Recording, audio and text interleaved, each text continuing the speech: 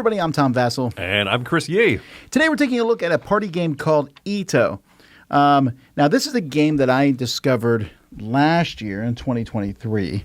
And I've talked about it before on the show. We've mentioned it. I think we've even played it live. We have played it live, yeah, at least once or twice. But we haven't reviewed it till now because I was in the process of getting it in the Dice Tower Essentials line, which are games that I pick and find. And I like this game enough that I got it published, and it's coming out as a co-publishing from ArcLight Games, where it's already been published by them and has sold, they said, over 350,000 copies. And that's in Japan. And now Arcane Wonders. So this is a party game, a cooperative party game, and I'm going to show you how it plays, and we'll be right back. In Ito, each player is going to get a color. You can play with up to 10 different players here. So each player is going to get 3 cards of their color, although in most games you only need 2. One is going to be in front of you so everyone knows what color you are. There's a deck of cards that are numbered from 1 to 100. A card that is 0 is placed in the middle of the table. Ba-ba-bum. Everyone gets dealt a card. So maybe my card is 89 or 13 or 23, whatever it might be.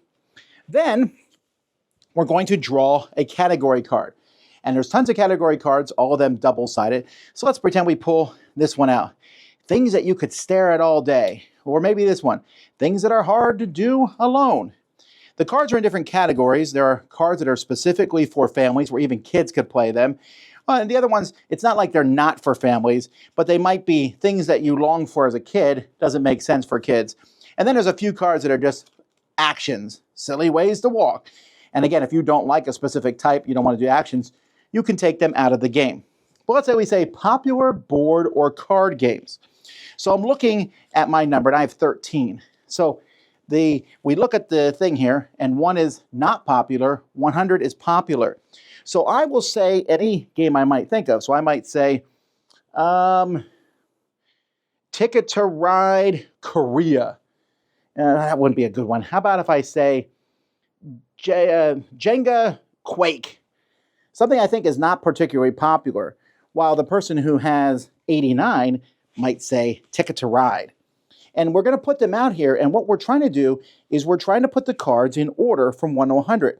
But the only clues we can give are the clues according to the card. We're saying popular board games, or maybe festivals you like to participate in, or whatever it might be. So everyone's going to agree, you're going to move them around, you can discuss things, but you can't say more than, you can't give any clues about your number that's on your card. Then when it's done, we turn over all the numbers, and if they're in order, we win. Here we lost. That's the whole game. You can do that and then play again and again and again and again. Now, you can play with 2 numbers each.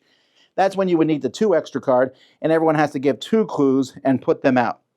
And so you just keep playing. You can play like 10 times in a row. I've done such things. Think like a wizard. What's your favorite spell? Things you do when you're in a good mood. Make a funny face. Popular villains. Popular sports. Size of animals. Things that make you feel loved. Popular pets. Things you want to take a picture of. There's lots of different categories in here. That's how you play.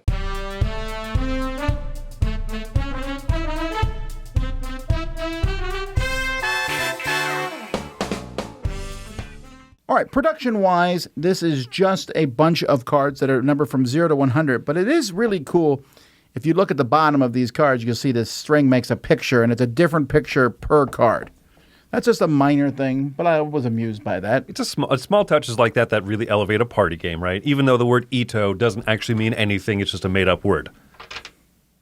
That's false. Okay, good. I don't want to get yelled at in the comments. That means thread, and so that's fun. The idea that, this is a thread of thoughts, right? It's not a lot of theme, but it's just cute little things like color-coding the number, like creating that little, oh, I got something to look at. I got a turtle to look at. Oh, by the way, it's 43. I better figure out my clue. I'm a big fan of the way that the cards have been color-coded for the categories, because the white ones are simple things like things that you find in a treasure chest that will make you happy, things that make you sleepy, while popular movie stars, that's not necessarily an adult category, but it's not a kid category either. So, or popular gifts for an anniversary. Kids like, I don't know. Yeah. I like that touch because it kind of scales it down rather than becoming, and I'm sure that you could, if you wanted to, you could make Ito After Dark or whatever, right? But I like that the categories that come in here scale down well, and they highlighted those ones so I could play with my 9-year-old because the concept of the game is so simple. And if you don't want to do the action ones, there's only a few of them anyway, they're color-coded, take them out. Yep. Because not everyone's going to want to do that. Right, act out a silly dance. It was silly from 0 to 100, right? I might not do that often. This is the most successful party game I've taught people in a long time. Partially because it's a single game that you play over and over and over again. Think Just One. I feel the same way with Just One. Just One is technically a game with 7 rounds, and no one has ever done that. You just play round after round, and each round is almost a mini game. That's how this feels. And if you play with a big group, you're going to lose a lot until you don't, and then everyone cheers. I like playing a game where everyone cheers at some point. I have never seen such delightful moans and groans when everything is lined up correctly except for one. And it just so happens to, it's funnier when it's way off. Like one time we were playing and it was like favorite foods or whatever, or like, commonly liked foods. And someone threw out chicken wings as one of their clues, and his card was like a 37, and everyone just piled on this poor kid. Like, what are you talking about, chicken wings? He's like, well, I didn't say they had sauce on them or anything. And that's what's great about the game because there is description. My daughter, for one card, we're like, beautiful thing. She's like, have you ever seen one of those pictures of the tulips in Holland? We're like, yeah. She's like, so it's like 4 of those. We're like, wait, what? So is that 88? And that's what makes the game so fun for me because of the descriptions people give and everyone gets into it. You don't have to be good, but if you're like something that smells bad and you're like, well, I have a 4, and you just make up some of the most disgusting thing you can think of. And while it's a pain in the neck when people get 50s and 57s and 43s, watching someone struggle to come up with something that's just in the middle is fun. It's the joy of a lot of games like Wavelength. There's a joy of a lot of games like other clue-giving games, even like code names and such, because it's simple, it's easy to do. But I like that there's not a one-word restriction.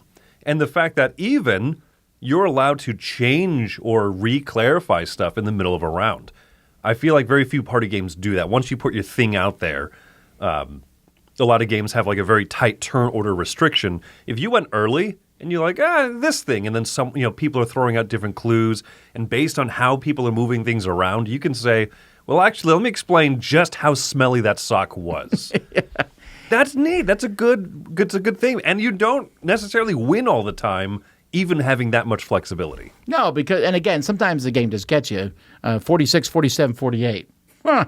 But when I'm telling you, I've seen it work out too. And Absolutely. Again, it's a stand up and cheer moment, even though you're just kind of goofing around. The game's very loosey-goosey in many ways. Yeah. But it also goes up to 10 people.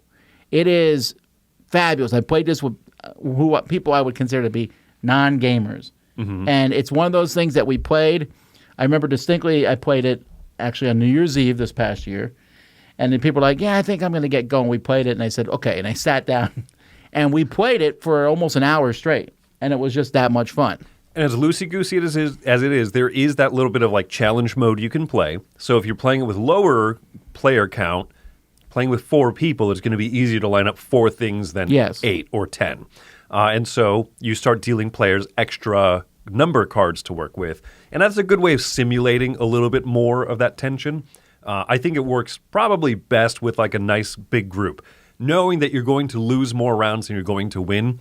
But when you win a round, the excitement is so palpable. Like you said, the stand-up and cheer when someone flips over a clue and it's an 86, and you know that your 87 is right afterwards.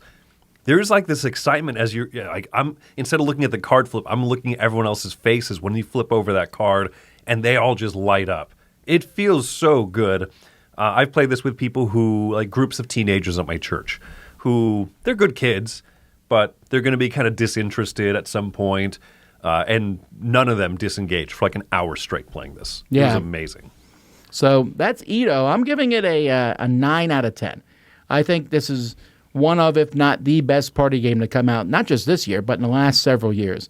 I think it's cooperative, which makes it very low-key and easy to get into, and it has freedom, which lets you say things, but also it's easy freedom. Name a strong superhero. Well, most people can do that. Name something that smells good.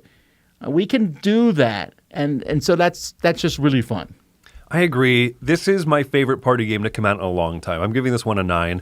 I think probably since So Clover, and I might even like this one more than that. And that's a very high benchmark for me because I think So Clover is one of the best, I don't know, success rates that I've had with games, and this one's even higher than that. So I'm very excited. I've already gifted a few copies because those people at my church said, "When's this game coming out?" So that's been a good sign for how well it's worked, and for me, super enjoyable. It's a 9. There you go, folks. That's Ito. Follow the thread.